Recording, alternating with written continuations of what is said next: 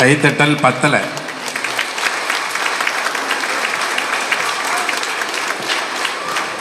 மானிட்டர்லாம் ஏற்றிக்கோ, full volume வச்சுக்கோ. கைத்தட்டல் நல்லா இல்லை, கையில் ஏதோ பிரச்சனை இருக்குன்னு அர்த்தம். அப்போ 3ஆம் பாவகம் சரியில்லைன்னு அர்த்தம்.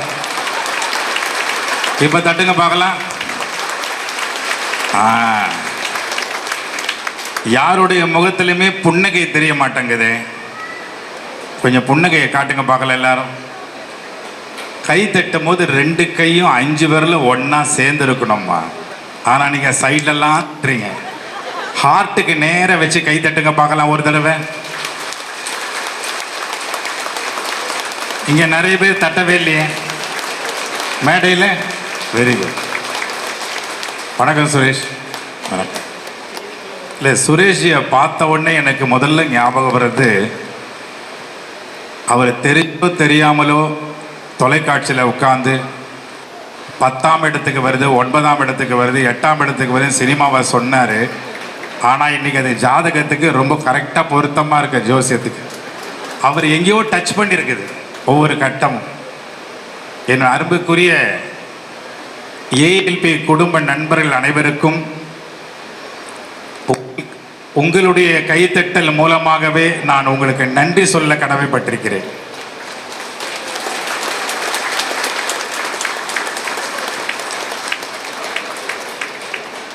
கடைசியாக போட்ட பாடல், இப்பொழுது போட்ட பாடல் வந்து நன்றி பாவத்தோடு வந்துச்சு. நான் இந்த மேடையை நன்றிக்குரிய மேடையாக நான் வந்து இப்போது பயன்படுத்திக்கிறேன். என்னுடைய முதல் நன்றி யாருக்கு சொல்வேன்னா, அப்பா அம்மாவுக்கு அதை விட்டுருங்க, அதை நம்ம வாழ்நாள் நன்றி சொல்லி ஆகணும்.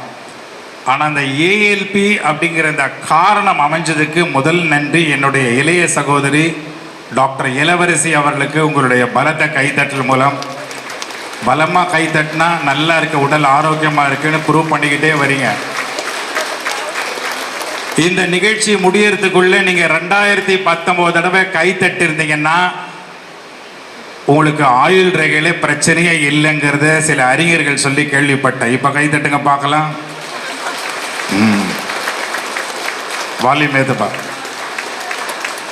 இந்த நன்றி யாருக்குன்னா, நான் முதல்ல சொல்கிறது நன்றி வந்து என் தங்கைக்கு சொல்லிட்டேன். ஏன் சொன்னேன் அப்படின்னா, இன்னைக்கு நான் வந்து மேடையில் நிற்கிறேன் அப்படின்னா, என்னை பற்றி அறிமுகப்படுத்தும் போது என் நண்பர் சொன்னார், நடிகர் தாமு, மாணவர் தலை, அதெல்லாம் வேற. ஆனால் இங்கே நான் ஒரு மாணவனாக அவங்க முன்னாடி நிற்கிறேங்கிறது தான் எனக்கு மிகப்பெரிய பெருமை.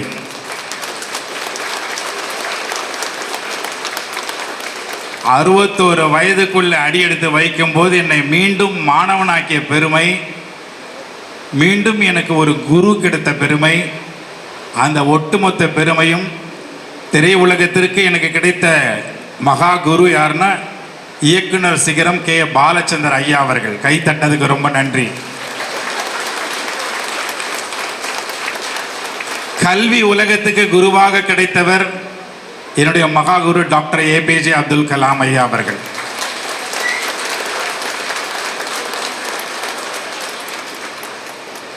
அதுக்கு அடுத்தபடியா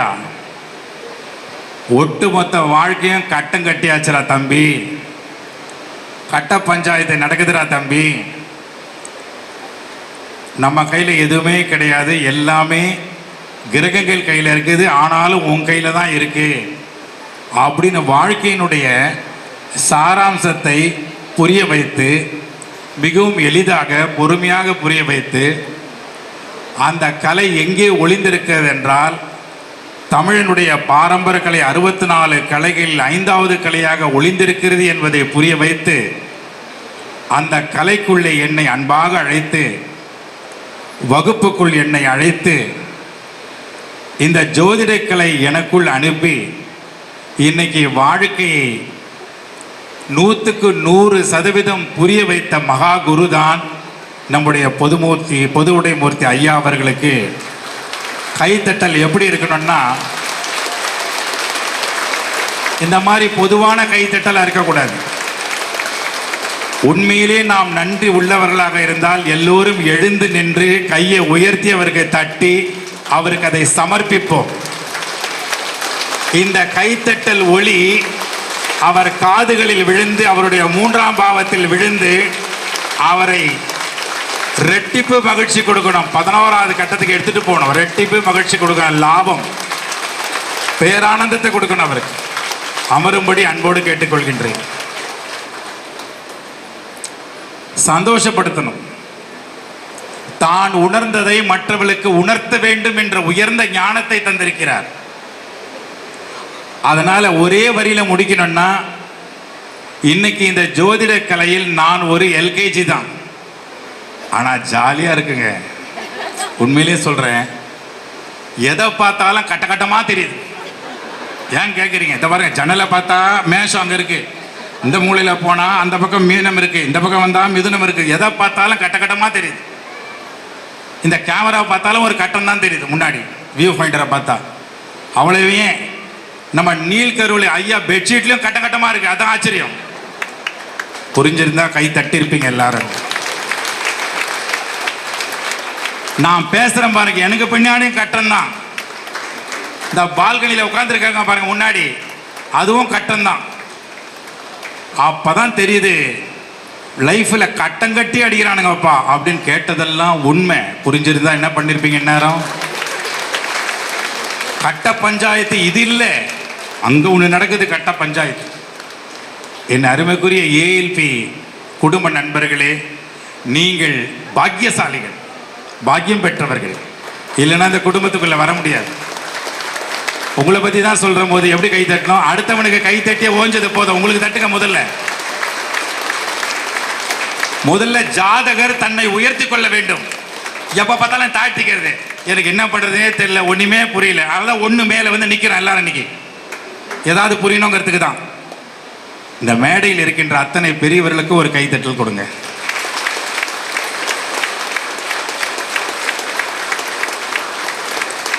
ஏன்னா நான் ரொம்ப சாதாரணமாக நினச்சிட்டேன். பின்னாடி இருக்கிறவங்க அவ்வளோ பேர் முதல்ல சந்திக்கும் போது ஏதோ என்னோட ரசிகைகள் மாதிரி தான் ஃபோட்டோலாம் எடுத்துக்கிட்டாங்க. நான் 35 லட்சம் மாணவர்கள் 3 லட்சம் ஆசிரியர்களை சந்திக்கும் போது எனக்குள்ள ஒரு ஆசிரியர் குணம் இருக்கு. ஆனால் இந்த மாதிரி ஒரு அற்புதமான ஆசிரியர்களை, ஜோதிட கலையை கற்றுக் கொடுக்குற ஆசிரியர்களை பார்த்து ஆச்சரியப்படுகிறேன். தட்டலாமே நல்லா. நிறைய பேர் புதுசா வந்திருப்பீங்க, கணவன்மார்கள் வந்திருப்பீங்க. உங்க மனைவி ஜோதிடரா இருப்பாங்க ஏஎல்பி ஃபேமிலியில, புருஷன் ஏஎல்பி ஃபேமிலியில மெம்பரா இருப்பீங்க. ஆனா மனைவிக்கு தெரியாது உங்க அற்புதம், உங்க ஞானம்.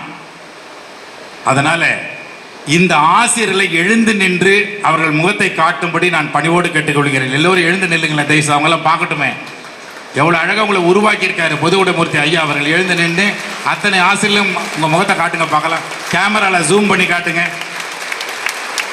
எங்களை எல்லாம் காட்டுங்க, சினிமா நடிகர்களை அவங்கள காட்டுங்க. வாழ்க்கையை மாத்துறாங்க. நன்றி. இப்போ வாழ்க்கை மாறுமா? இந்த பராபவமே மாற்றத்திற்கான ஆண்டு. வாழ்க்கை மாறிடுமா? அப்ப எனக்கு பிரச்சனையா இருக்கு, ப்ராப்ளமா இருக்கு, எனக்கு சாதகமாவே இல்லையே, பாதகமா இருக்கே, மாறுமா? மாறணும்னு தான் எல்லாருக்கும் ஆசை. அது எப்படி மாறும்? எங்கெங்கேயும் போனோம், மாறல. கடைசியா போய் தான் பார்ப்போமே, ஒரு ஜாதகரை போய் பார்ப்போமே அப்படின்னு போனா அவர் ஒரு சில விஷயங்கள் எல்லாம் சொல்லுவாங்க. எப்பவுமே ஜாதகத்தில் சொல்லி பரிகாரம் எல்லாமே இருக்கும், பர்ஃபெக்டா சொல்றாங்க. ஆனா இங்க மட்டும்தான் பாதகம் ஏன் வருதுன்னு தெரிஞ்சுக்கலாம், நமக்கு சாதகம் மாத்தலான்னு வந்தா. அதெல்லாம் ஒரு பக்கம் இருக்கட்டும் தம்பி, நீங்க முதல்ல வகுப்புக்கு வாங்க, உள்ள வந்து உங்களை நீங்களே பாருங்கன்னு சொன்ன அந்த பக்குவம் இருக்கு பாருங்க, உண்மையிலேயே அதுக்கு ஒரு கைத்தட்டல் கொடுங்க, நன்றி சொல்லுங்க. அப்பவே அவர் உணர வச்சுட்டார், அவர் உணர்ந்தது. அதனால நான் என்ன சொல்றேன்னா, தயவு செய்து இந்த ஏஎல்பி ஃபேமிலி இருக்கிறவங்க திருப்பி திருப்பி உங்க கட்டத்தை நீங்க பாத்துங்க, வேணான்னு சொல்ல.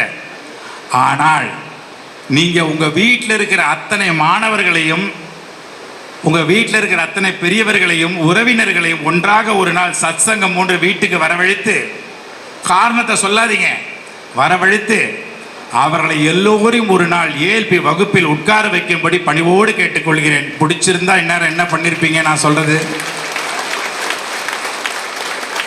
எஸ், எவ்வளவு விழிப்புணர்வுங்க. காரணங்கள் இல்லாமல் காரியங்கள் கிடையாது, காரியங்கள் இல்லாமல் காரணங்கள் கிடையாது. இன்னைக்கு ஒரு ஒரு தொண்டைக்கு ஒரு கட்டம் வச்சிருக்காங்க. என் தொண்டை நல்லா இருக்கு, நாளைக்கு ப்ரோக்ராம் பண்ண முடியல, தொண்டை அடைச்சிருச்சு அப்படின்னு ப்ரோக்ராம் போக முடியலையே அப்படின்னு வருத்தப்பட்டா, நீ ஏன் வருத்தப்பட்டங்கிறது காரணம் இருக்கு. எல்லாத்துக்கும் காரணத்தோடு இருக்கு. அப்போ இதுக்கு எப்படி வருத்தப்படுறது? வருத்தப்பட வேண்டிய அவசியமே இல்லாத போச்சு. அப்போ நம்ம ஒவ்வொரு நிமிஷமும் ஒவ்வொரு கட்டத்திலையும் வருத்தது எனர்ஜி விரயமாகாம, பணம் விரயமாகாம அங்கேயே இருந்து அந்த இடத்துல இருந்து இதை எப்படிடா பிரச்சனையை சவாலா மாத்தி ஜெயிக்கிறதுன்னு கத்து கொடுத்தது பாருங்க. அந்த ஏஎல்பிக்கு எப்படிமா கைத்தட்ட போறீங்க எல்லாரும்? கட்டுங்கம்மா நல்லா. What a beautiful art. அதுதான் 5வது கலையில வச்சான் தமிழன். என்னுடைய சங்கல்பம் காலையில ஹோமத்தில் நான் உட்கார்ந்து சங்கல்பம் எடுக்கும்போது ஒரே ஒரு சங்கல்பம் தான், இறைவா நீ இருக்கிறாய், அதை நான் உணர்ந்தவன், உன்னோடு தினமும் பழகுபவன், நீ என் நண்பன் இறைவா, நீ பரம மித்திரன் எனக்கு. நான் கேட்பது ஒன்னே ஒண்ணுதான், இந்த ஏஎல்பி ஒரு பல்கலைக்கழகமாக்கு, மக்களை போய் சேரட்டும் உலகம் பூரா. அது நடக்கும். எப்படி நடக்கும்? எனக்கு தான் 6, 8, 10, 12 இல்லையே, எல்லாத்தையும் அழிச்சிட்டேன். அது என் கண்ணிலேயே படமாட்டேங்குது. அப்படியா? படுமா படாதா? சத்தமா சொல்லு. எஸ்கேப் ஆகுமா? 6, 8, 10 போயிடு அப்படின்னா போயிடுமா? போவாதுன்னா கை தட்டுங்க, போயிடும்னா கை தட்டாதீங்க. போவாது. அப்ப போகாதுன்னா நம்ம எப்படி இருக்கணும்? அங்கேயே இருக்கணுமா எஸ்கேப் ஆகணுமா?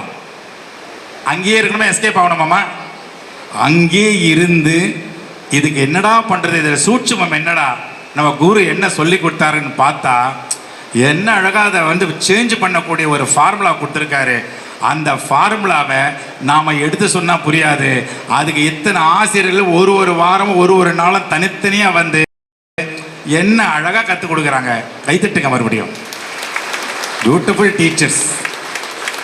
ஆசிரியர் கலை என்பது சொல்லிக் கொடுத்து வர்றதில்லம்மா, அது ஒரு பெரிய நோபல் ப்ரொஃபஷன் ஆசிரியர் கலை. அதனால தான் a teacher teaches not for income. A teacher teaches not for income. A teacher teaches for outcome னு சொல்றார். அவுட்கமே மாணவன் தானே. அதே சமயத்தில் a teacher teaches not from the book. ஜோதிட புத்தகத்திலிருந்து இங்க எடுக்கல. A teacher teaches not from the book. A teacher teaches from the heart னு சொல்றார் டாக்டர் கலாம். இதயத்திலிருந்து எடுக்கிறாங்க 3ஆம் பாவம். What a great. ரொம்ப ஆச்சரியமா இருக்கு. நான் வந்து ரொம்ப பெருமைப்படுறேன். நீங்க எல்லாரும் உங்கள் வீட்டில் இருக்கிற குழந்தைகளை தயவுசெய்து ஏஎல்பி பல்கலைக்கழகத்துக்குள்ள கொண்டு வாங்க. வேல்ஸ் பல்கலைக்கழகத்தில் ஒரு ஜோதிட கலைன்னு ஒரு டிபார்ட்மெண்ட்டே இருக்கு. இன்னும் ஒரு வாரத்தில் நான் சென்று பேச இருக்கிறேன். அந்த சிலபஸில் ஏஎல்பியை கொண்டு வந்து நிற்க வைங்க. என்னம்மா நல்லா தான் தட்டுங்களேன். இதுவரைக்கும் நீங்க 418 தடவை தான் கை தட்டிருக்கீங்க. நிகழ்ச்சி முடியறதுக்குள்ள குறைஞ்சபட்சம் 1000 தடவையாவது கை தட்டிங்கன்னா 10ஆம் பாவத்தில் மாமியார் பிரச்சனையே வராது. உணர்ந்திருந்தா கை தட்டுங்க, எல்லாம் தட்டாதீங்க.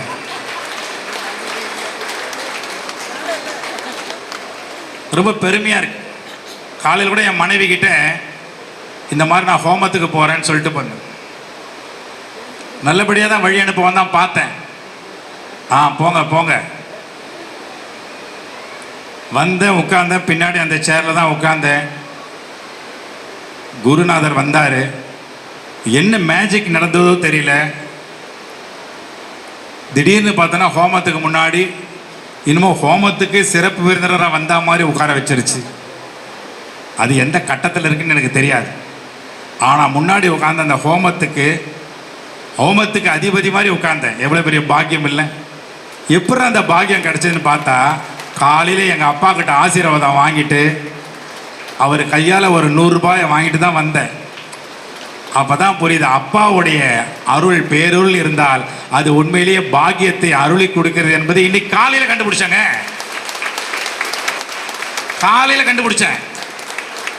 அப்ப உறவு முறைகள் நம்முடைய ஜாதகத்துல ஜோதிடத்துல உறவு முறைகளுக்கு எவ்வளவு இம்பார்ட்டன்ஸ், எவ்வளவு முக்கியத்துவம் கொடுத்திருக்காங்க. சின்ன சின்ன விஷயத்தெல்லாம் சண்டை போட்டுக்கிறோம்.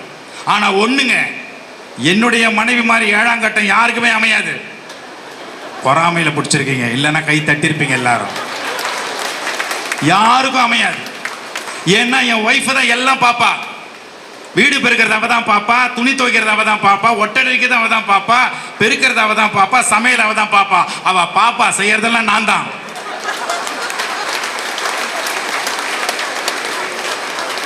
நல்ல பாப்பா 7ஆம் கட்டத்தில் உட்காந்து விதவிதமா.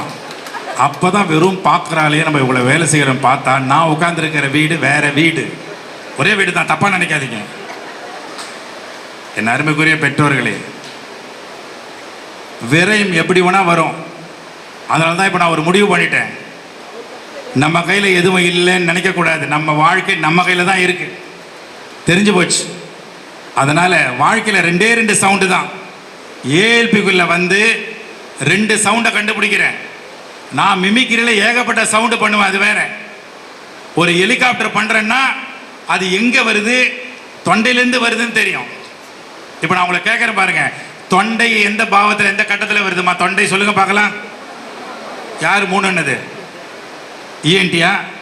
கை தட்டுங்க. உங்களுக்கு சந்தேகமா இருக்கக்கூடாது.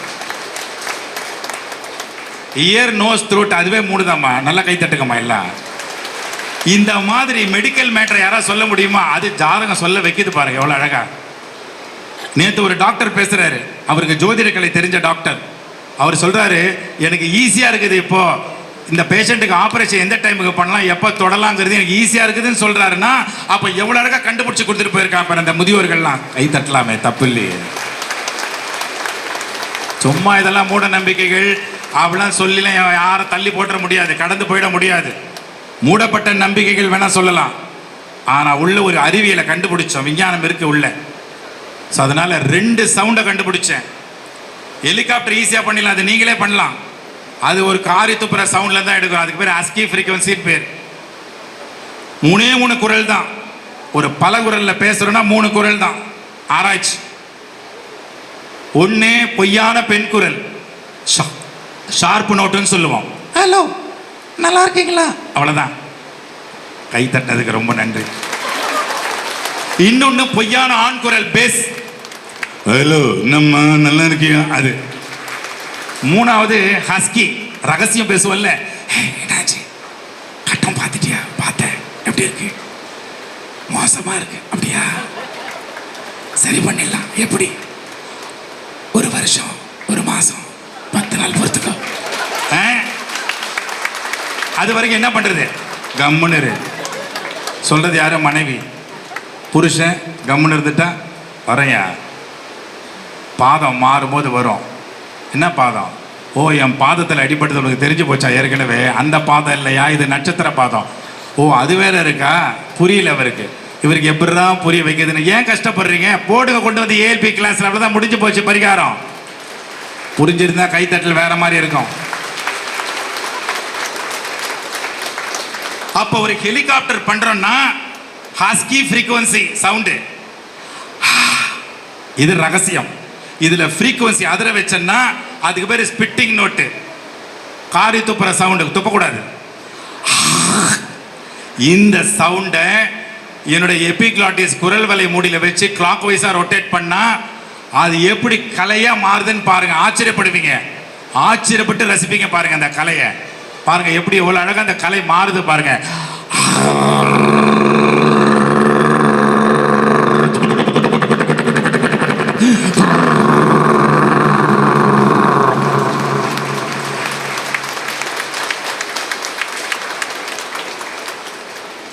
எத்தனை பேருக்கு ஆச்சரியமா இருக்குது? கை தூக்குங்க.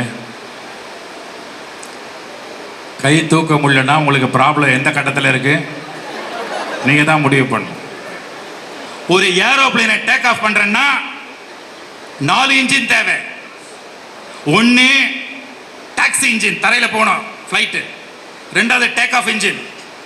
மூணாவது ஃப்ளையிங் இன்ஜின், நாலாவது லேண்டிங் இன்ஜின், 5 இன்ஜின், 4 இன்ஜின் தேவை. ஆனால் தாமு சார், ஏஎல்பி மாணவன் தாமு சார் ஏரோப்ளேனை வாயால் டேக் ஆஃப் பண்ணோம்னா 2ஆம் கட்டம் ஒழுங்காக இருக்கணும், வாய் ஒழுங்காக இருக்கணும். டேக் ஆஃப் பண்ணோம்னா 4 உறுப்பு முக்கியம். ஒன்று கல்லீரல். நிறைய பேருக்கு கல்லீரல் எங்கே இருக்குன்னே தெரியல. ஆனால் ஏஎல்பி மாணவர்களுக்கு கல்லீரல் எங்கே இருக்குன்னு தெரிஞ்சாகணும். நான் சொல்றது புரிஞ்சிருந்தா, ஒத்துக்கிட்டு இருந்தா இந்நேரம். அப்போ எல்லாரும் கையை நீட்டுங்க பார்க்கலாம்.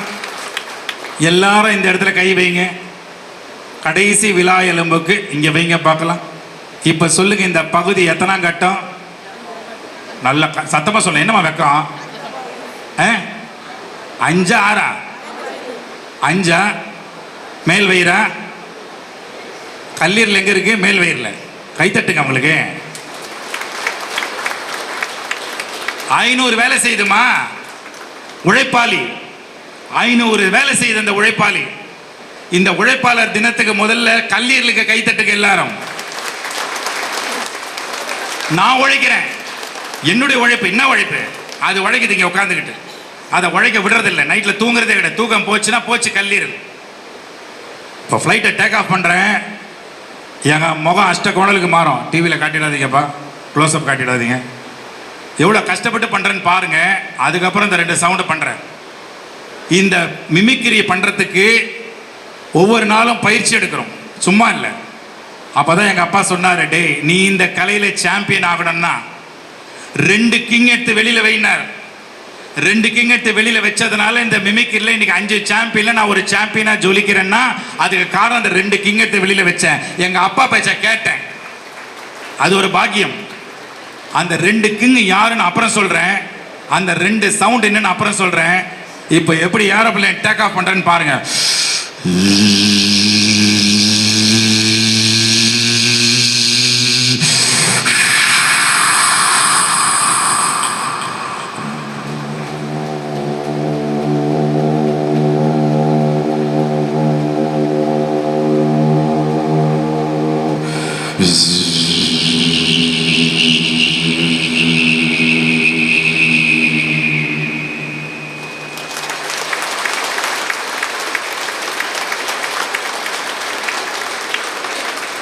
எத்தனை பேருக்கு ஆச்சரியமா இருக்குது? கை தூக்குங்க.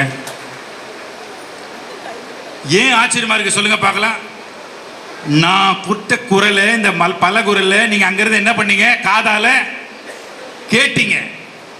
காது எத்தனாவது பாவம்? அப்ப கம்யூனிகேட் ஆச்சா இல்லையா? அப்ப கம்யூனிகேஷனுக்கு கை தட்டுங்கம்மா. எவ்வளவு ஆரோக்கியமா இருக்கிறீங்க தெரியுமா அம்மா? உடல் உறுப்பு ஆரோக்கியமா இருக்குமா? கை தட்டுங்கம்மா. அந்த 2 கிங் யாரு சார்? சொல்லவே இல்லையே. அந்த 2 கிங் யாருன்னா, இன்னைக்கு நான் இவ்வளவு ஆரோக்கியமா நின்று பாதம் வலிக்காம நின்று பேசுறேன்னா அந்த 2 கிங் வெளியில வச்சதுனால தான். அந்த 2 கிங் யாருன்னா, ஒருத்தன் ஸ்மோக்கிங்கு, இன்னொருத்தன் ட்ரிங்கிங்கு. 2 கிங்கை வெளியே வச்சதுனால தான் இன்னைக்கு ஒழுக்கமா நிற்க முடியுது. அந்த 2 கிங்கை வெளியே வச்சதுனால தான் எதிர்காலத்தில் இதே ஏஎல்பியில ஒரு நாள் நானும் கிங்கா வந்து உங்க முன்னாடி நிற்பேன். ஏன்னா என் முன்னாடி இருக்கிற அத்தனை பேரை கிங்குங்க. இங்க சாதாரண ஆள் கிடையாது.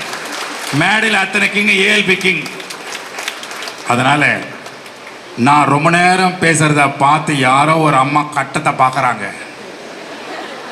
இவன் வாயால கெட போறான், இவனுக்கு 2 12 இருக்குன்னு பார்த்துட்டாங்க. அதனால என் வாய் விரயத்துக்கு போகாமல் இருக்கிறதுக்குள்ள நான் சுப விரயமாக முடிச்சுக்கணும்னு நினைக்கிறேன். அதனால இதுவரை பொறுமையுடன் நம்ம வந்து கேட்ட உங்கள் அனைவருக்கும் என்னுடைய இதயபூர்வமான நன்றிகளை தெரிவித்துக் கொண்டு, எனக்கு ஒரே ஒரு ஆசை. அவங்க பொதுமுடிவூர்த்தி ஐயா அவர்களுடைய மனைவி, என் அன்பு சகோதரி, ஒரு நாள் கிளாஸ் எடுத்தாங்க. அது 5வது நாள் நினைக்கிறேன். அவங்க கிளாஸ் எடுக்கும் போது பெட்ரோலை பற்றி எடுத்தாங்க. அந்த பெட்ரோலை பற்றி அவங்க கிளாஸ் எடுக்கும் போது, கலாம் சார் இன்னைக்கு உயிரோடு இல்லாமல் போயிட்டாருன்னு நினச்சா, இருந்திருந்தாருன்னா அந்த வீடியோ அவருக்கு போட்டு காமிச்சதுன்னா அவர் வீடு தேடி வந்து பாராட்டியிருப்பார். அவ்வளோ அற்புதமா அழகா. Beautiful teacher. எப்படி இவங்க இவ்வளோ அழகாக பேசுறான்னு பார்த்தா நிஜமாலுமே டீச்சரு. கை தட்டுங்க அதுக்கு முதல்ல. எப்படி இத்தனை டீச்சரை உருவாக்குற ஆச்சரியப்பட்டு அவரும் டீச்சரு, மகா குருவும் டீச்சர் தான், ஏஎல்பி குருவும் டீச்சரு, எல்லாம் பிஎட். நான் கிடையாது, அது பிஎட்னா அது ஒரு தனி கலை. அதனால தான் நாங்கள்லாம் மோட்டிவேட்டர்ஸ்.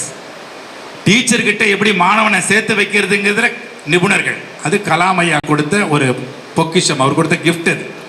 ஸோ இந்த சமயத்தில் நாம் எல்லாரும் கையை உயர்த்தி நம்முடைய பெற்றோர்களுக்கு ஒரு கைத்தட்டல் கொடுத்து, அவங்க உயிருடன் இருந்தாலும் உடலாக உயிருடன் இல்லாமல் இருந்தாலும் கைதட்டுவோம்.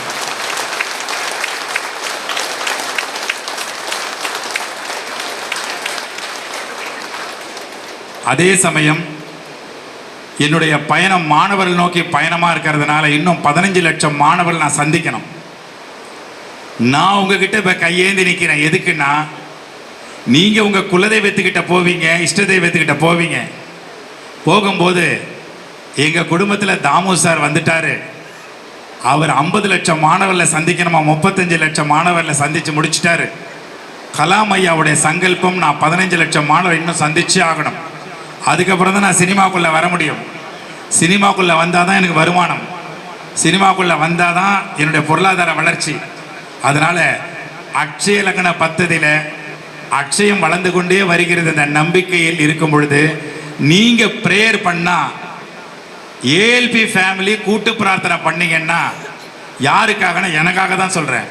நீங்கள் அந்த பட்டியலில், பிரார்த்தனை பட்டியலில் என்னை சேர்த்துக்கிட்டீங்கன்னா, உங்களுடைய பாவம், உங்களுடைய பலம், பிரார்த்தனை பலம் எவ்வளோ சிறந்தது என்பதை கண்டுபிடித்து விட்ட காரணத்தில் நான் சொல்கிறேன், இனிமேல் 50 லட்சம் மாணவர்கள் நாங்கள் சீக்கிரம் முடிக்க வேண்டும் என்று நீங்கள் பிரார்த்தனை செய்யுமாறு உங்கள் அன்போடு கேட்டுக்கொள்கிறேன். இது என்னுடைய வேண்டுகோள். சொல்கிறேன்ல, எனக்காக கொஞ்சம் பிரார்த்தனை பண்ணிக்கப்பா அந்த மாதிரி. ஏன்னா கூட்டமாக இருக்கீங்க. இன்னொன்று, இது ஒரு தெய்வீக கூட்டம், டிவைன் ஃபேமிலி. மேலே இருக்கிறவங்களை சரி, கீழே இருக்கிற டிவைன் ஃபேமிலி. அதே சமயம் இந்த 2 பாடல்கள் கேட்டேன். இந்த 2 பாடல்களில் அக்ஷய லக்ன பத்ததியை கொண்டாடுவோம் என்ற வரி வந்தது. அந்த வரிக்காக ஒரு தடவை கை தட்டுங்க. கொண்டாடணும். தயவுசெய்து செலிப்ரேட் பண்ணுங்க. 6ல் இருந்தா 8ல் இருந்தா என்ன, 10ல் இருந்தா 11ல் இருந்தா என்னப்பா, செலிப்ரேட் பண்ணுங்கப்பா. எதுல இருந்தா என்னப்பா. இப்போ வேற 10ஆம் வகுப்பு போர்டு எக்ஸாம். 10ஆம் வகுப்பு மாணவர்கள் வந்தாலே பயமுறுத்திடும். எல்லாம் இன்னும் 10ஆம் கட்டத்தில் இருக்கிற மாதிரியே அதே புத்தி வருது எல்லாருக்கும். 12th வந்து அதை விட மோசம். தயவுசெய்து மாணவர்களை பயமுறுத்தாதீங்க ப்ளீஸ். உங்கள் வீட்டு குழந்தைகளை பயமுறுத்தாதீங்க. தேர்வை கொண்டாட வைங்க. அக்ஷய லக்ன பத்ததியை கொண்டாடுகின்ற பாவம் நம்மளுக்கு வந்துட்டாலே அவன் மாணவ செல்வங்கள் தேர்வை கொண்டாட வைக்கணும், செலிப்ரேட் பண்ணணும்னு நான் உங்ககிட்ட கேட்டுக்கிறேன். புரிஞ்சிருந்தா கை தட்டிருப்பீங்க எல்லாரும். வால்யூம் ஏற்றுப்பா. ஸோ அதனால் நமக்கு ஆரோக்கியம் முக்கியம். அது தீரக்கூடிய நோயோ இல்லை தீரக்கூடிய வம்போ தீரக்கூடிய பிரச்சனையோ நம்ம 8க்கு போக வேண்டாம், அது விட்டுருங்க, அது வேற கணக்கு. தயவுசெய்து சொல்கிறேன், நம்முடைய மேல் வயிறையும் அடி வயிறையும் ஜாக்கிரதையாக பார்த்துக்கணும். கட்டத்தில் இருக்குதோ இல்லையோ, அது இல்லை நம்ம வாழ முடியாது. தயவுசெய்து சாப்பிடும்போது கவனமாக சாப்பிடுங்க. அதெல்லாம் டாக்டர் கலாம் அழகாக சொல்கிறாரு. EAT ஈட்டுன்னா எக்ஸ்பீரியன்ஸ் ஆல் டேஸ்டஸ்ன்னு அர்த்தம்மா. டேஸ்ட்டை எக்ஸ்பீரியன்ஸ் பண்ணுங்கன்னு சொல்கிறாரு, வாழ்க்கையை எக்ஸ்பீரியன்ஸ் பண்ண சொல்ற மாதிரி. ஆனால் ருசிக்கிறதே இல்லையம்மா. காலையில் சாம்பார் போட்டார், இட்லிக்கு சாம்பார், கை தட்டுங்க அந்த மனுஷனுக்கு முதல்ல. அன்னமய கோஷா என்ன டேஸ்ட், கை அதெல்லாம் என்கரேஜ் பண்ணணும், நன்றி சொல்லணும். என் அன்புக்குரிய ஏஎல்பி நண்பர்களே, குடும்ப உறுப்பினர்களே, மத்தியானம் சாப்பிடும்போது தயவுசெய்து உணவை பாருங்க. மேடையில் இருக்கிறவங்களுக்கு கூட நான் சொல்றேன், என்னுடைய சகோதரத்துவமா சாப்பிடுறதுல கவனமே இல்லை. அந்த சாப்பிடும்போது எங்கேயோ விவசாயி உழைச்சி நமக்கு கொடுத்து அது சமையல் ரூமுக்கு போய் டாக்ஸிகாலஜி டிபார்ட்மெண்ட், சமையல் ரூம் வந்து ஒரு டாக்ஸிகாலஜி டிபார்ட்மெண்ட், அங்கே இருக்கிற கழிவுகளெல்லாம் நீக்கி அழகாக சமைச்சு அக்னி பகவானோட உதவியோடு அதை கொதிக்க வச்சு எல்லாம் பண்ணி சமைச்சு கைக்கு வந்ததுக்கப்புறம் 6 சுவையோடு வந்ததுக்கப்புறம் அதை அழகாக ருசி சாப்பிட வேணாமா? அந்த டைமில் மொபைல் ஃபோனை கையில் வச்சுக்கிட்டு இதை மிஸ் பண்ணுறீங்களே. ஏஎல்பி ஃபேமிலி அதை பண்ணீங்கன்னா நீங்கள் ஏஎல்பி ஃபேமிலியிலேருந்து வெளியில் போயிட்டீங்கிறது அர்த்தம். அப்படிலாம் நடக்காது தாமு சார். அப்படி நடக்க விட மாட்டேன்னா இந்நேரம் என்ன பண்ணியிருப்பீங்க எல்லாரும்? 3ஆம் பாவத்தை இயக்குங்க. டிவி பார்த்துக்கிட்டே சாப்பிட்றது.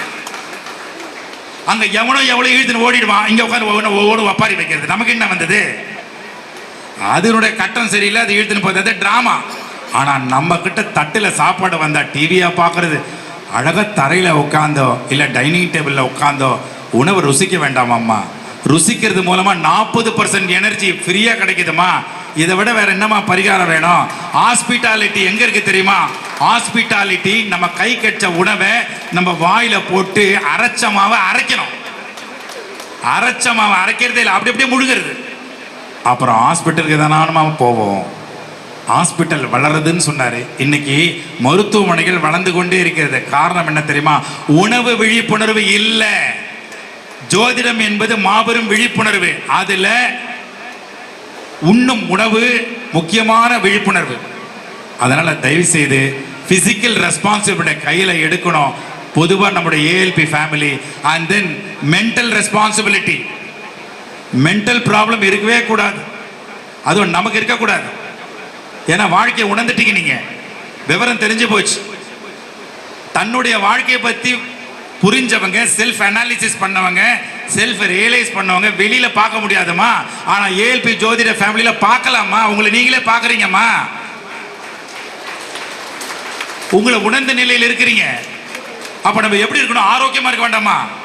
இந்த முட்டி என்னது? இந்த 10ஆம் பாவத்துல முட்டி இருக்கா இல்லையா? இருக்குதா இல்லையாமா? அந்த முட்டி எலுமிச்சம்பழம் மாதிரிமா. ஒரு எலுமிச்சம்பழத்தை பீரோ மேல வைக்கலாம். ஆனா பீரோவை தூக்கி எலுமிச்சம்பழம் மேல வச்சா என்னமாகும்?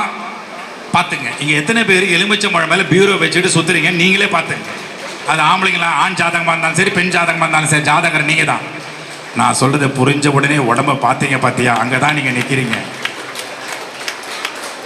இந்த உடலை குறைக்க முடியுமான்னா ஈஸியா முடியும். அதுக்கு காலையில 4:30 மணிக்கு எழுந்துக்கிறதுக்கு பழக்கப்படுத்திட்டீங்க. 3:30 மணி 4:30 மணி வரைக்கும் தூங்கிட்டு இருந்த ஒருத்தனை தட்டி எழுப்பிட்டீங்க. எல்லாரும் சொன்னாங்க 4 மணிக்கு எழுப்புறோன்னு. கிடையாது, 3:30 மணிக்கு எழுந்துக்கிறோம். 3:30 மணிக்கு எழுந்து சுடுதண்ணியை போட்டு பச்சை தண்ணியை போட்டு குளிச்சுட்டு காலையில எல்லாம் தூங்குற நேரத்தில் நாம உஷாராயிடுறோம். எல்லா எண்ணங்களும் அமைதியா இருக்கிற நேரத்தில் நாம உஷாராகி 2 மணி நேரம் எக்ஸ்ட்ரா கிடைக்குது. 6:30 மணிக்கு எழுந்தவனுக்கு 24 மணி நேரம்னா 4:30 மணிக்கு எழுந்தவனுக்கு 26 மணி நேரம், 26 ஹவர்ஸ். தலைவிதி மாறுது, விதியை மாத்துது. அப்பதான் நான் சொன்னேன், அருமைக்குரிய பெரியவர் ஒரு மகா குரு உருவாக்கின இன்னொரு குரு, இன்னொரு ஆசிரியர் நம்முடைய சாந்தகுமார் அண்ணன். அவர்கிட்ட சொன்னேன், காலையில் 2 மணி நேரம் எக்ஸ்ட்ரா கொடுத்துட்டீங்க, எங்களுக்கு ரொம்ப பெருமையா இருக்கு, ஆச்சரியமா இருக்கு. நீங்க மட்டும் இல்லை, எல்லாரும் எங்களை பாராட்டுறாங்க. சாந்தி தேவி கிளாஸ் எடுக்கிற அவங்கள பாராட்டுறாங்க, அவங்க அமுதா மேடமா எல்லாரையுமே பாராட்டுக்கு. என்ன முதல் பாராட்டுனா, நான் 4:30 to 6:30. ஏன் தெரியுமா? அது ஆச்சரியமா போச்சு. ஏன் தூங்கி தூங்கி 10 மணி வரைக்கும் தூங்கி தூங்கி செல்லம் கொடுத்து குழந்தைங்களை தூங்க வச்சு இன்னைக்கு 4:30 மணிக்கு எழுந்தது ஆச்சரியமா போச்சு. அது ஒரு சாதாரண நிலை. ஆரம்ப காலகட்டத்தில் நாம சீக்கிரமா தூங்கி சீக்கிரமா எழுந்தோம். ஆனா இன்னைக்கு சீக்கிரமா எழுந்துக்க முடியல. ஏன்? எல்லாம் மொபைல் ஃபோன் கம்யூனிகேஷன் ப்ராப்ளம் ஆகி போய் 3ஆம் கட்டத்தில் ப்ராப்ளம் ஆகி போய் எல்லாம் 12 மணி வரைக்கும் டிவி சீரியல் பார்த்து மோசமாக போயிட்டோம்மா. நான் சொல்றது உண்மைன்னா என்ன பண்ணியிருப்பீங்க எல்லாரும்? ஆமாம்மா. ஆனா நல்லா கவனிங்க, எங்கேயாவது ஜோதிட கலையை பற்றி, இந்த வாஸ்து கலையை பற்றி 8 மணிக்கு மேல ப்ரோக்ராம் வந்து பார்த்துருக்கீங்களா? எல்லாம் காலையில தான் வருது. கை தட்டுங்க அதுக்கு முதல்ல. எல்லாம் விடிய காலை சூரியன் வரும்போதே. அதனால நண்பர்களே, தயவுசெய்து யோகா பண்ணுங்க, சூரிய நமஸ்காரம் பண்ணுங்க. இன்னைக்கு அந்த ஹோமத்துல அந்த வேத விற்பனர்கள்லாம் மந்திரத்தை ஒலிக்கும் போது, அந்த ஒலியை கேட்கும் போது, ஆஹா ஆஹா ஸ்வாஹா ஸ்வாஹால ஒரு ஆகாவை பார்த்தேன். அதனால தான் அந்த ஆகாங்கிற சவுண்டை நான் எடுத்துக்கிட்டேன். அந்த ஐயோங்கிற சவுண்டத்துக்கு ஓரம் கட்டிட்டு, இனிமேல் என் மனைவி சாம்பாருக்கு உப்பு போடலன்னா, ஆஹா எப்பேற்பட்ட கலை, சாம்பார்ல உப்பு இல்லாம படைத்தாயே, நீ வாழ்கன்னு பாராட்ட தொடங்கிட்டேன். திடீர்னு கோச்சிக்கிறா, ஏமா நேற்று சட்டையை துவைக்காமே வச்சுட்டீங்களே? டெய்லி துவைச்சு பார்த்தேன்னா வேலைக்காரியான்னு கேட்டாங்க. ஆஹா எப்பேற்பட்ட கோபம், இந்த கோபத்துக்கு தானே ரசிக்கனே இல்லை, நான் ரசிக்கிறேன் ஆகா போட்ட சவுண்டை. இனிமேல் நம்முடைய வாழ்க்கையில் ஆகா போட்டோம்னா அதை விட பரிகாரம் இருக்காமா? எல்லா கட்டத்திலும் எல்லா சூழ்நிலை 6, 8, 10, 12 வரும் முதல்ல ஆகா போட்டு பாருங்க. ஐயோ போட்டுறாதீங்க. அந்த ஆகாவோட வாழ்க்கை நடத்தினா நாம எல்லாம் ஓஹோன்னு இருப்போம் என்று கூறி, உங்களுடைய ஆசீர்வாதம் கைத்தட்டல் மூலமாக உங்கள் ஆசீர்வாதத்தை பெற்று நம்முடைய மகா குரு ஜோதிடக்கலை நமக்குள் விதைத்த பொதுவுடைமூர்த்தி ஐயா அவருடைய குரு நீல்கரோலி ஐயா அவர்களுக்கு எல்லோரும் எழுந்து நின்று மீண்டும் ஒரு முறை அவருக்கு பலத்த கைத்தட்டல், அந்த உயர்ந்த ஆன்மாவுக்கு பலத்த கைத்தட்டல், அந்த ஒளி போய் அதிர்வலைகளாக அவருக்கு சேரட்டும், அவருடைய அருளை பெறுவோம் என்று கூறி இந்த இந்த ஒட்டுமொத்த நிகழ்ச்சியும் மக்களுக்கு கொண்டு போய் சேர்க்கிற இந்த மீடியா நண்பர்களுக்கு கைத்தட்டுங்கம்மா எல்லாரும். ஏன்னா நம்ம உட்கார்ந்து ரசிக்கிறோம், அந்த குழந்தைங்க பாருங்கம்மா நிக்குதுங்கம்மா, அந்த பாதத்தில் விரயம் வந்துடக்கூடாதும்மா, 12 வீட்டுக்கு போயிடக்கூடாதும்மா, 11 இருக்கணும்னு வேண்டுங்கம்மா, 11 ரெட்டிப்பு லாபம் வரட்டும். அந்த மீடியா நண்பர்கள் கைத்தட்டி, இந்த ஆடியோ நண்பர்களுக்கு எல்லாம் கைத்தட்டி, கோமத்தில் இருக்கிற அத்தனை பேரும் நம்முடைய மாணவர்கள் என்று கேட்கும்போது எவ்வளோ பெரிய ஆனந்தம். இந்த ஆனந்தத்துக்கெல்லாம் காரணமாக இருக்கின்ற நம்முடைய பொதுவுடைமூர்த்தி ஐயாவளுக்கு நன்றி கூறி மீண்டும் ஒரு முறை என் தங்கை இளவரசிக்கு நன்றி கூறி விடைபெறுகிறேன். நன்றி, வணக்கம். Thank you very much. தேங்க்யூ.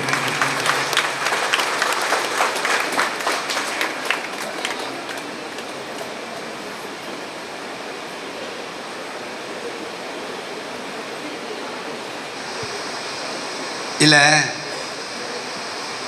நான் அந்த மைக்கில் பேச மாட்டேன். எனக்கு அப்படி பல குரலெல்லாம் பேச தெரியாது. எங்கள் அன்பு சகோதரர் தாமு அவர்கள் அனைவருக்கும் இனிய காலை வணக்கங்கள்.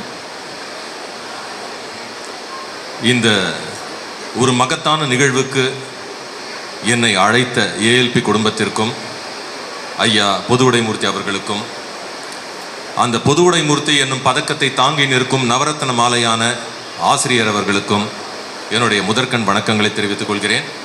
இங்கு கூடியிருக்கும் பலர் தொழில்முறை ஜோதிடர்களாக இருக்கலாம், அல்லது ஜோதிடம் கற்கும் மாணவர்களாக இருக்கலாம், அல்லது ஜோதிடத்தை நாடும் விரும்பிகளாக இருக்கலாம்.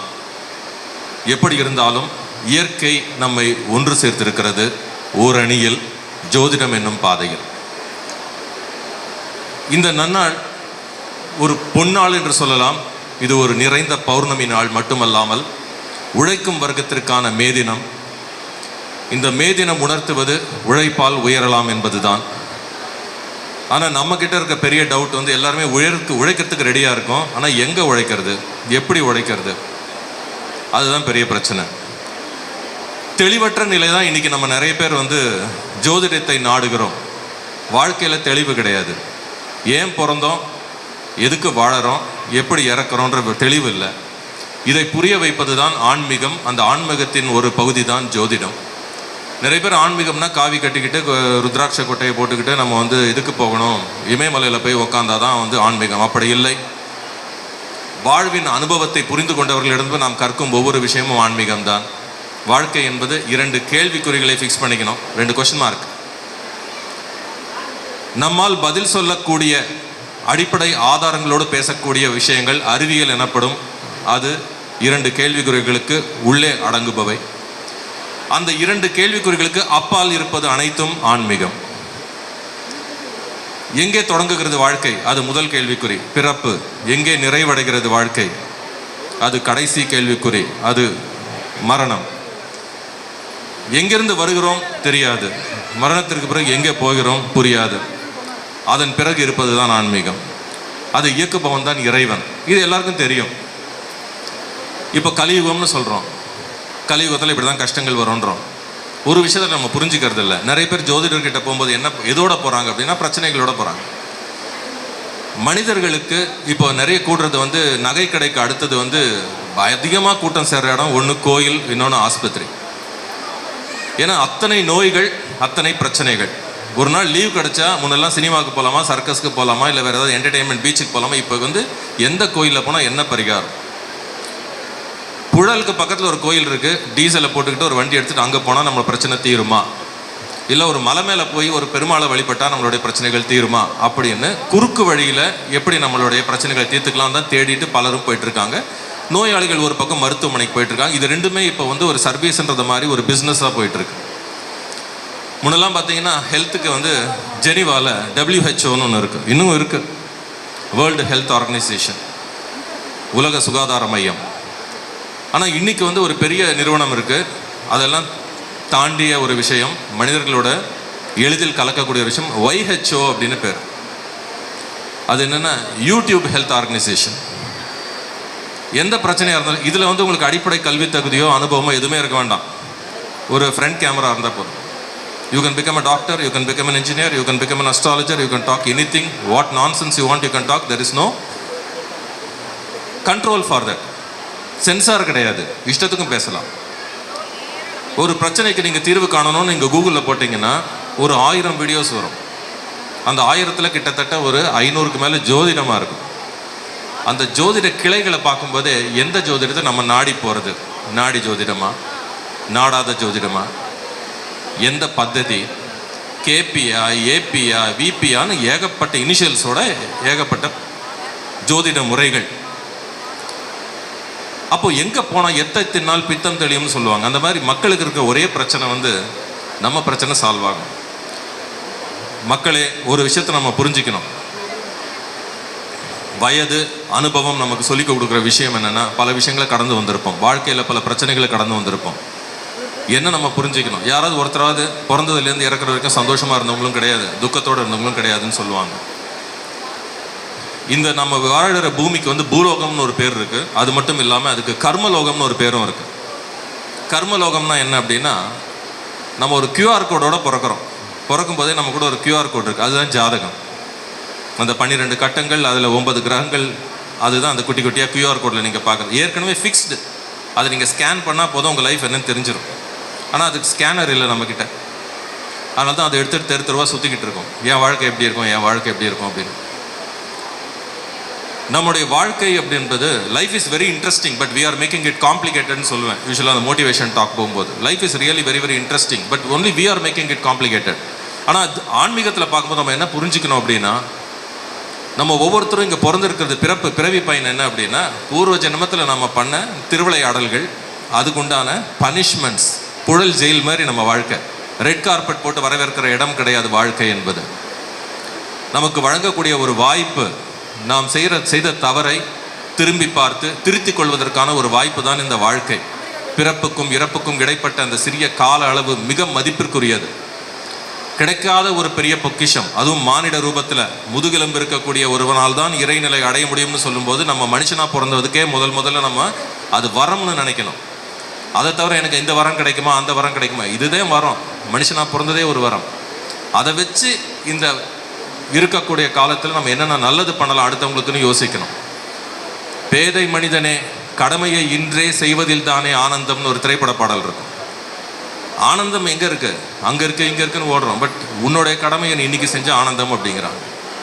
அப்போ இந்த கர்மலோகத்தில் நாம் பிறந்ததுக்கு நம்ம என்னென்ன கஷ்டங்களை அனுபவிக்க போகிறோம் அப்படின்றதுக்கு ஒரு சின்ன அந்த கியூஆர் கோட் ஸ்கேனர் தான் ஜோதிடம் என்பது. எங்கெங்கே தப்பு பண்ணியிருக்கோம், பிறவியில் எதனால இந்த பிறவி எடுத்திருக்கோம், எந்த வீட்டில் எந்த கிரகம் இருந்தால் அதை வச்சு நம்மளுடைய பூர்வ ஜென்ம கர்மாவை நிர்ணயிக்க முடியும். அதுக்கு முடிஞ்ச அளவுக்கு நம்ம என்னென்ன பண்ணிக்க முடியும். ஆனால் பொதுவாக மக்கள் ஜோதிடர்கிட்ட வரும்போது ஒரு பிரச்சனையை கொண்டு வருவாங்க. பொண்ணுக்கு கல்யாணம் ஆகலை, இல்லை எனக்கு வந்து ஆப்ரேஷன், இல்லை ஏதாவது வேலை கிடைக்கணும், ட்ரான்ஸ்ஃபரு, ப்ரொமோஷனு, ஏதோ ஒன்று, வீடு வாங்கணும், பிஸ்னஸ் ஆரம்பிக்கணும், இப்படி ஒரு பிரச்சனை. ஒரு சிலர் வந்து ஒன்றுமே இல்லாமல் ஜோதிடரை டெஸ்ட் பண்ணுறதுக்காக வருவாங்க. ஜாதகத்தை கொடுத்துட்டு சொல்லுங்கள், என்னை பற்றி சொல்லுங்கள் அப்படின்னா, இப்படியும் ஒரு குரூப் இருக்கும். ஜோதிடம் அதற்காக அல்ல. உங்களுக்கு உண்டான ஸ்பெசிஃபிக்கான ஒரு ப்ராப்ளமை பற்றி நீங்கள் தெரிஞ்சுக்கிறதுக்கு உண்டான ஒரு நுண்மையான தெய்வீக கலை தான் ஜோதிடம். நம்ம ஏற்கனவே என்னென்ன தப்பு பண்ணியிருக்கோன்றதை தெரிஞ்சுட்டு அதுக்கு நம்ம எடுக்கக்கூடிய நடவடிக்கைகள் தான் பரிகாரம். ஆனால் இப்போ பரிகாரன்றது வேறு மாதிரி ஆயிடுச்சு. ஒரு ஜோதிடர்கிட்ட போகிறோம், ஒரு விஷயம் நடக்கலை, உடனே அவர் கட்டத்தை பார்க்கணும், பார்த்துட்டு எனக்கு வந்து 4 கோயிலுக்கு அனுப்பணும், 2 ராசிக்கல் போட்டுக்க சொல்லணும், வீட்டில் வந்து பிரமிடை வைக்க சொல்லணும், இல்லை ஏதோ ஒன்று பண்ண சொல்லணும். ஆனால் நமக்கு எல்லாமே சரியாயிடணும். இது சான்ஸே கிடையாது. There is no chance unless otherwise you realise your mistakes, rectify it. Realise and rectification தான் லைஃப். எது வரைக்கும் நம்ம தவறுகளை நம்ம உணராமல் இருக்கிறோமோ, எது வரைக்கும் நம்மளுடைய தவறுகளை நம்ம திருத்திக்கொள்ளாமல் இருக்கிறோமோ, அது வரையில் நம்மளுடைய விதி மாறாது என்பது தான் நிதர்சனமான விதி. ஆனால் அதை செய்கிறதுக்கு யாருக்குமே மனசு கிடையாது. பரிகாரம்னா ஏதோ ஒரு பெரிய விஷயமா நினைக்கிறோம். சிம்பிளாக நம்ம பரிகாரம் புரிஞ்சுக்கணும் அப்படின்னா, ரோட்டில் போயிட்டுருக்கோம், டிராஃபிக்கு வண்டி நகர மாட்டேங்குது முன்னாடி. அந்த நேரத்தில் என்ன பரிகாரம்? ஹார்ன் அடிக்கிறது தான் பரிகாரம்.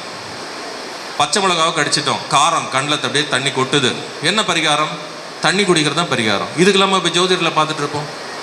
அப்பப்போ நமக்கு வரக்கூடிய கஷ்டங்களுக்கு நம்மளுடைய புத்தியை பயன்படுத்தி அப்பப்போ நம்ம ஏற்படுத்திக்கிற நிவர்த்திகள் தான் பரிகாரமே தவிர பரிகாரம் வாழ்க்கையை மாற்றி விடாது. டெம்பரரியாக ஒரு சொல்யூஷன் கொடுக்கும். இதையெல்லாம் நம்பி பணத்தை செலவழித்து கடைசியில் நிம்மதியும் இழந்து போகிற மக்கள் மத்தியில் அவர்களுக்கும் எளியில் புரியும் வகையில், இப்போ ஃபார் எக்ஸாம்பிள் தலைவலி வருதுன்னு வச்சுக்கோங்க, நமக்கு உடனே வந்து நியூராலஜிஸ்ட் கிட்ட போய் பார்த்துட மாட்டோம், உடனே போய் ஒரு ஜோதிடரை போய் பார்க்க மாட்டோம். நம்ம கையில் ஃபஸ்ட் எடுக்கிறது ஒரு பெயின் பாம் இல்லையா? நம்ம ட்ரேட் நம்ம பேசக்கூடாது பொது வழியில். எல்லார் வீட்லேயும் மஞ்சள் கலரில் ஒன்று உட்காந்துருக்கும், தலைவலியாக உடனே அதை எடுத்து தேய்ச்சி விட்டால் சரியாயிடும். இப்படி அதுக்கு நியூராலஜியும் படிச்சிருக்கலாம். ஒரு 5 வருஷம் MBBS படிச்சுட்டு அப்புறம் ஒரு 3 வருஷம் அதை பற்றி நியூராலஜியில் ஒரு MD படிச்சுட்டு அதுக்கப்புறமா ஒரு DM பண்ணி எல்லாம் படிச்சிருக்கலாம், எது அந்த தலைவலியை புரிஞ்சுக்கிறதுக்கு. ஆனால் அந்த தலைவலி எதனால் வந்ததுன்னு புரியாமலே ஒரு பாம் எடுத்து போட்டு நம்ம தலைவலியை போக்கிக்கிற மாதிரி நமக்கு இமீடியட் ரிலீஃப் தேவைப்படுற இடத்துல நமக்கு இன்றைய காலகட்டத்தில் இந்த AI காலத்தில் நம்ம கையில் ஒரு சாஃப்ட்வேரை கொடுத்து அந்த பெயின் பாம் மாதிரி எங்கே பெயின் இருக்கோ அப்போவே தேய்ச்சிக்கோன்னு கொடுத்தது தான் இது ALP. இந்த ALPன்றதை வந்து அடிப்படை ஜோதிடம் படித்து அது ஒரு 1.5 வருஷம் தனியாக படித்து அதுக்கப்புறம் ஒரு 15 வருஷம் குரு கிட்ட கற்றுக்கிட்டு நம்மளும் அல்லல் பட்டு லோல் பட்டு கடைசியில் வந்து நான் ஒன்று கண்டுபிடிச்சேன்னு சொல்கிறத விட புத்திசாலித்தனம் ஏற்கனவே இதில் பயணித்து இதில் மூழ்கி முத்தெடுத்த ஒருத்தர்கிட்டேருந்து அந்த அனுபவத்தை எடுத்துக்கிறது புத்திசாலித்தனம் தானே. அதுவும் இன்றைக்கி இருக்கிற சூழ்நிலையில் கைபேசியிலே வந்துடுது எல்லாமே. பஸ்ஸில் போயிட்டே இருக்கிறோம், நடுவில் வந்து இந்த பக்கம் போகிறதா அந்த பக்கம் போகிறதான்னு தெரில, மேப் பார்க்குறோம், கூகுள் மேப் போட்டால் கரெக்டாக காமிச்சு கொடுத்துருது, நீ ரைட் எடு லெஃப்ட் எடு. அதில் ஒரு அம்மா அவர் வந்து பேசுவாங்க, டேக் லெஃப்ட், அந்த பேர்லாம் கொஞ்சம் இதுவாக இஷ்டத்துக்கும் சொல்லுவாங்க, இருந்தாலும் வழிகாட்டுவதற்குன்னு ஒரு அம்மா இருப்பாங்க மேப்பில். அந்த மாதிரி நீங்கள் காரில் போகும்போதோ இல்லை வழியில் முடிவெடுக்காமல் ஒரு பிஸ்னஸுக்கு போகிறீங்க, என்ன பண்ணுறது, இது நல்லா நடக்குமா நடக்காதா, டக்குன்னு எடு ALPயை போட்டுப்பார், எத்தனாவது இடம், 12 எப்படி இருக்குது, 8 எப்படி இருக்குது, 6 எப்படி இருக்குது, 2 கரெக்டாக இருக்கா, ஓகே இன்னைக்கு போகலாம் அப்படின்னு உடனடியாக கையில் ரெடி ரெக்கனர் மாதிரி ஒரு மெத்தடை ஒரு நம்மளோட செல்ஃபோன்லேயே தனியாக மறந்துட்டுலாம் போக முடியாது. இன்றைக்கி எதை மறந்தாலும் மறப்போம், வண்டி சாவை கூட மறந்துடுவோம், ஆனால் வந்து நம்மளுடைய மொபைல் இல்லாமல் நம்ம போக மாட்டோம். ஸோ அந்த மொபைலுக்குள்ளேயே நுழைஞ்சது தான் வெற்றி இந்த ஜோதிட முறைக்கு. அதுலேயும் வந்து ALP அதில் முதன்முறையாக செய்து அதன் மூலமாக பல நல்ல விஷயங்களை சொல்லிக் கொடுத்து ஒழுக்கத்தை சொல்லிக் கொடுத்து அதிகாலையில் எழுந்துக்கிறத பற்றி சொன்னாங்க. இதெல்லாம் யாருக்கும் நிறைய பேருக்கு இதுதான் பரிகாரமே. ஜோதிடத்தில் நீங்கள் ஜோதிடம் கூட கற்றுக்க வேணாம், நல்லா இருக்கணுமா ஒழுக்கத்தை ஒழுக்கம் விழுப்பம் தரலான்னு ஒழுக்கம் உயிரினும் போம்பப்படும். இதையே நம்ம ஏற்றுக்காதவங்க நம்ம எப்படி நம்ம கிரகங்களை பற்றி புரிஞ்சுக்க போகிறோம், ஆராய்ச்சி பண்ண போகிறோம்.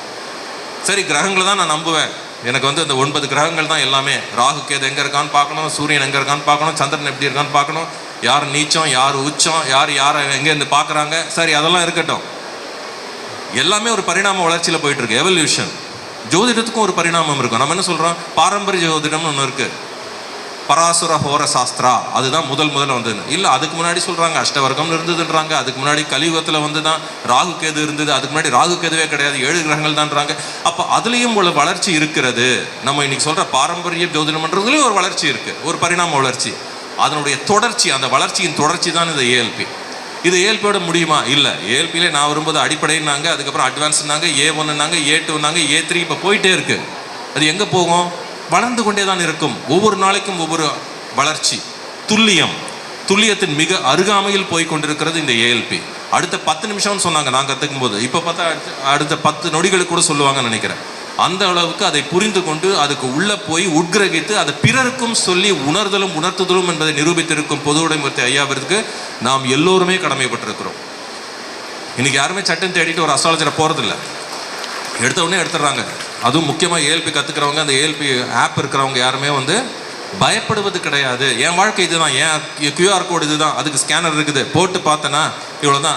அதுவும் ஒரு அட்சய பாவம்லாம் பார்க்கும்போது இப்போ தான் நடக்க போகுதுன்ற அளவுக்கு நம்ம தெரிஞ்சுக்கிற அளவுக்கு இருக்குது. அப்படின்னும் போது இதை யோசித்து இதில் பல ஆண்டுகளை செலவழித்து பல ஆராய்ச்சிகளை மேற்கொண்டு நமக்கு ஒரு அற்புதமான ஒரு விஷயத்தை கொடுத்துருக்கிற இந்த முறைக்கும் அதை உருவாக்கிய நமது பொதுவுடைமூர்த்தி ஐயாவிற்கும் அவருடைய குழுவை சேர்ந்த அனைவருக்கும் மிகுந்த கரவொலியுடன் நாம் பாராட்டி தெரிவிக்க வேண்டும்.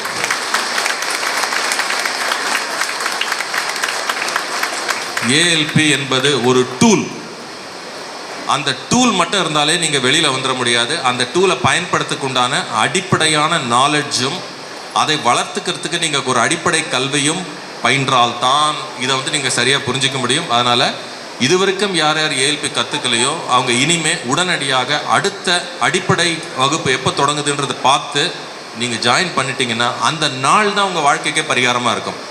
ஸோ அந்த நாள் முதலே உங்களுடைய வாழ்க்கையில் மாற்றங்கள் தெரிய ஆரம்பிக்கும். மிகப்பெரிய ஏற்றத்தையும் உங்கள் வாழ்க்கையில் நீங்கள் பார்க்க முடியும்.